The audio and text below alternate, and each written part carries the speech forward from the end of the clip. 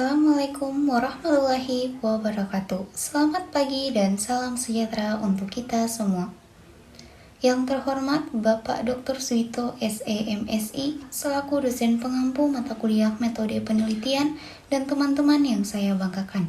Pertama-tama, marilah kita panjatkan puji syukur kehadirat Allah Subhanahu wa Ta'ala yang telah memberikan rahmat dan karunia-Nya serta kemudahan yang diberikan sehingga saya dapat menyelesaikan tugas ini. Tak lupa pula salawat serta salam kita aturkan kepada Nabi besar Nabi Muhammad SAW. Perkenalkan, nama saya Atia Arajak dengan NPM 022722110027, mahasiswa program studi akuntansi Fakultas Ekonomi dan Bisnis Universitas Hairun Ternate.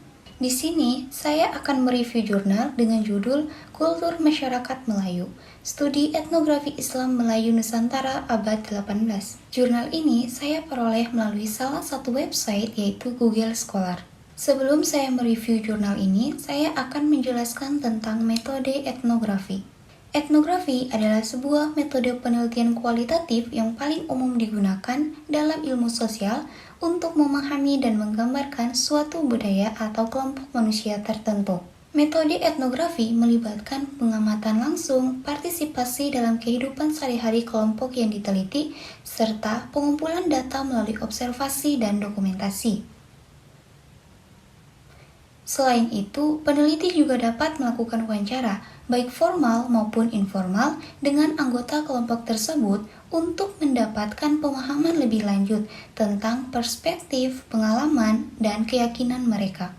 Data yang dikumpulkan melalui observasi dan wawancara kemudian dianalisis untuk mengidentifikasi pola-pola budaya, konflik, atau perubahan yang terjadi dalam masyarakat tersebut. Tujuan utama dari etnografi adalah untuk menggambarkan dan menganalisis kehidupan sosial, nilai-nilai, norma, kepercayaan, praktik budaya yang ada dalam suatu komunitas, serta bagaimana kelompok tersebut berinteraksi dengan lingkungannya. Metode etnografi sering digunakan dalam antropologi, sosiologi, dan studi budaya lainnya untuk menggali pemahaman yang mendalam tentang masyarakat dan budaya tertentu. Proses etnografi dimulai dengan pemilihan lokasi atau kelompok yang akan diteliti. Peneliti kemudian secara langsung atau berinteraksi secara intensif dengan kelompok yang terlibat dalam kehidupan sehari-hari kelompok tersebut. Seringkali tinggal bersama mereka untuk jangka waktu yang cukup lama. Selama periode ini, peneliti melakukan observasi mendalam terhadap berbagai aspek kehidupan, mulai dari kegiatan sehari-hari, tata cara hidup, hingga ritual budaya dan interaksi sosial.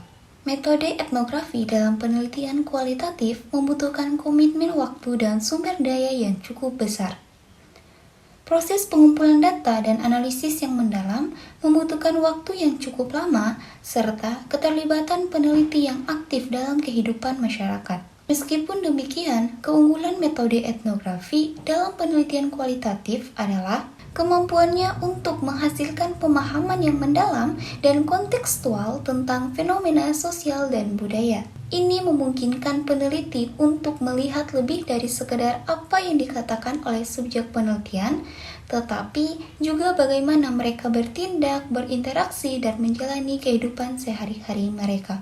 Metode etnografi memperhatikan perubahan dan evolusi budaya dari waktu ke waktu, serta bagaimana faktor-faktor eksternal seperti globalisasi, modernisasi, dan migrasi mempengaruhi dinamika budaya suatu kelompok.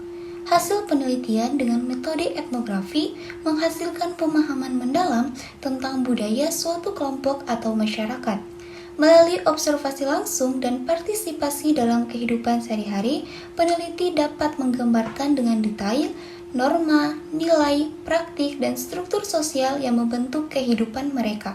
Analisis mendalam juga mengungkapkan pola-pola budaya yang mendasari interaksi sosial, ritual, dan tradisi yang mempengaruhi pandangan dunia dan perilaku kelompok tersebut.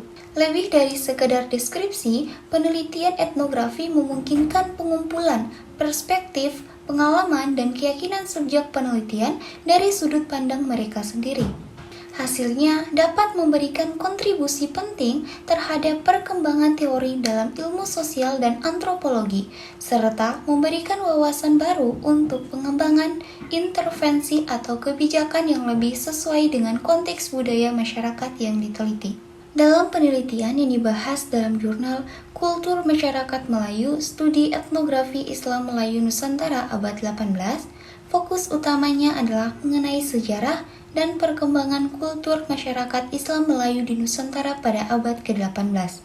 Penelitian tersebut menyoroti pengaruh Islam terhadap peradaban Melayu, peran ulama dalam penyebaran agama Islam, serta dampak dari pertumbuhan Islam yang pesat pada masa itu, termasuk peran tarikat sufi, gerakan anti-kolonial, dan proses ortodoksi dalam perkembangan Islam. Dengan demikian, penelitian ini bertujuan untuk memberikan pemahaman yang komprehensif tentang hubungan antara Islam dan budaya Melayu selama periode ini, serta bagaimana Islam memainkan peran penting dalam membentuk identitas dan peradaban masyarakat Melayu di Nusantara pada abad ke-18. Mengungkap proses di mana Islam masuk dan menyebar di dunia Melayu, termasuk pengaruhnya pada berbagai aspek seperti perdagangan, pernikahan, politik, dan tradisi intelektual, serta bagaimana pemikiran ulama dan aktivisme keagamaan mempengaruhi dinamika sosial politik pada masa tersebut. Penelitian ini menggunakan metode etnografi dengan pendekatan kualitatif.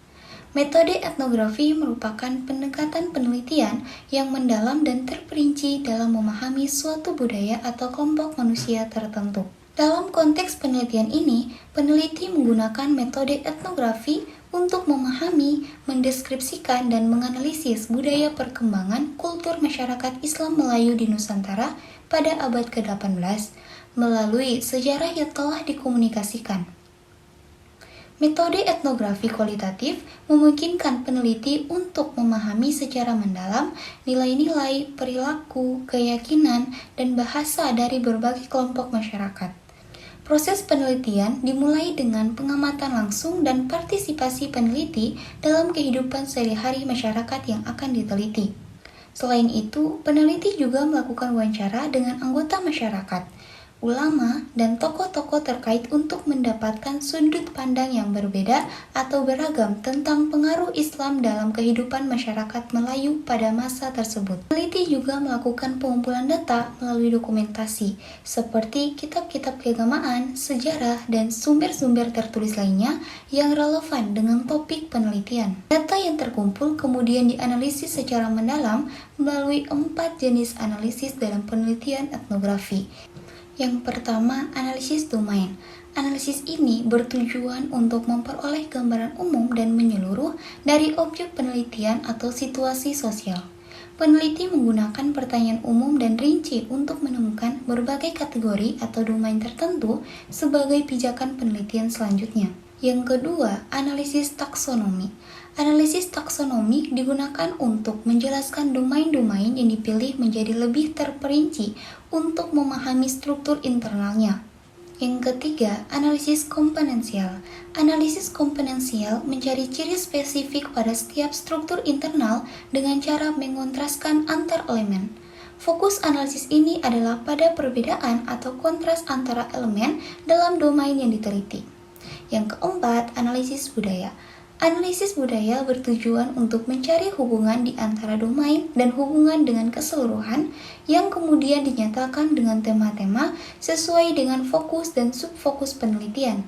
Hasil dan pembahasan penelitian ini disajikan dengan fokus pada pengaruh Islam terhadap peradaban Melayu, peran ulama dalam penyebaran agama Islam, dan dampak pertumbuhan Islam pada masa tersebut. Istilah Melayu berasal dari kata mala yang berarti mula dan yu yang berarti negeri. Dikenal sekitar tahun 644 Masehi melalui tulisan Cina yang menyebutkan dengan kata Moloyu. Sedangkan istilah Melayu menurut Polinesia atau Austronesia merujuk kepada penduduk yang pernah menjadi anak negeri kerajaan Melayu Jambi. Hasil penelitian menunjukkan bahwa pesatnya perkembangan Islam di Nusantara pada abad ke-18 dipengaruhi oleh ulama-ulama yang belajar dari tanah Haramian dan kembali membangun Islam dengan pemikiran dan karya yang mendalam. Peran ulama Nusantara dalam kegiatan dakwah menyebarkan agama Islam dilakukan melalui berbagai cara, seperti mengislamkan para raja-raja dan sultan, mengajarkan ilmu agama kepada masyarakat, mendidik calon ulama, serta menulis buku yang ada menjadi rujukan bagi umat Islam di dunia maupun di Nusantara. Dalam pembahasan hasil penelitian etnografi, terdapat beberapa aspek yang dapat dijelaskan, yaitu 1. Pengaruh Islam dalam peradaban Melayu. Islam memiliki pengaruh yang signifikan dalam kehidupan masyarakat Melayu pada abad ke-18. Dukungan dari 3 kekuatan yaitu pesantren, pasar, dan istana membuat Islam menjadi poros kehidupan masyarakat Melayu. Proses Islamisasi membawa perubahan dalam berbagai aspek kehidupan masyarakat Melayu, termasuk dalam bidang ilmu pengetahuan seperti akidah, ilmu hisab, perkapalan, estetika, astronomi, logika, ekonomi, dan perdagangan. 2. Peran ulama dalam penyebaran agama Islam. Pada abad ke-18, peran ulama dan tarekat sufi sangat signifikan dalam penyebaran agama Islam di Nusantara. Islam mulai mengedepankan syariah, yang berdampak pada perkembangan tarekat sufi dan pembaharuan dalam organisasi keagamaan. Hal ini memperkuat Islam dan bahasa Melayu sebagai kekuatan integratif bagi berbagai suku bangsa di Nusantara. 3. Dampak pertumbuhan Islam pada masyarakat Melayu.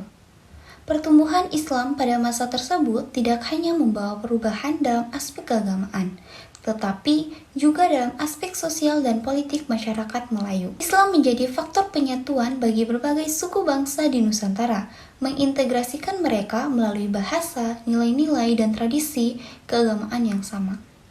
Hal ini menciptakan identitas Islam Melayu yang kuat dan beragam. 4. Interaksi antara Islam dan budaya Melayu. Proses akulturasi antara Islam dan budaya Melayu menciptakan dinamika baru dalam kehidupan masyarakat. Islam tidak hanya diterima secara mekanis, tetapi juga diinterpretasikan dan diadaptasi sesuai dengan konteks budaya lokal. 5. Proses ortodoksi dan anti-kolonialisme. Pada abad ke-18 dan ke-19 terjadi proses ortodoksi dalam Islam yang menekankan pada syariah. Hal ini mempengaruhi perkembangan tarekat sufi dan mendorong lahirnya gerakan anti-kolonialisme di Kepulauan Nusantara. Gerakan anti-kolonialisme ini dipicu oleh pengaruh gerakan pemurnian agama Wahhabisme dari Arab Saudi yang memperkuat kecenderungan pada syariat dan fikih. Kelebihan dari penelitian ini mencangkup pemahaman mendalam tentang pengaruh Islam, relevansi topik dalam memahami sejarah dan budaya Nusantara, serta penggunaan metode yang tepat seperti pendekatan etnografi dan analisis historis.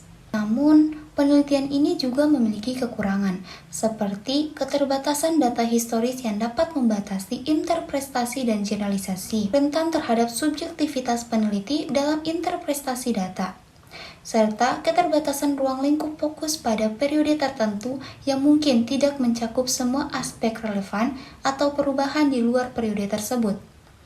Meskipun demikian, penelitian ini tetap memberikan kontribusi berharga dalam pemahaman tentang sejarah dan kultur masyarakat Islam Melayu di Nusantara. Berdasarkan hasil penelitian, dapat disimpulkan bahwa Islam memiliki pengaruh yang sangat signifikan dalam membentuk identitas dan peradaban masyarakat Melayu.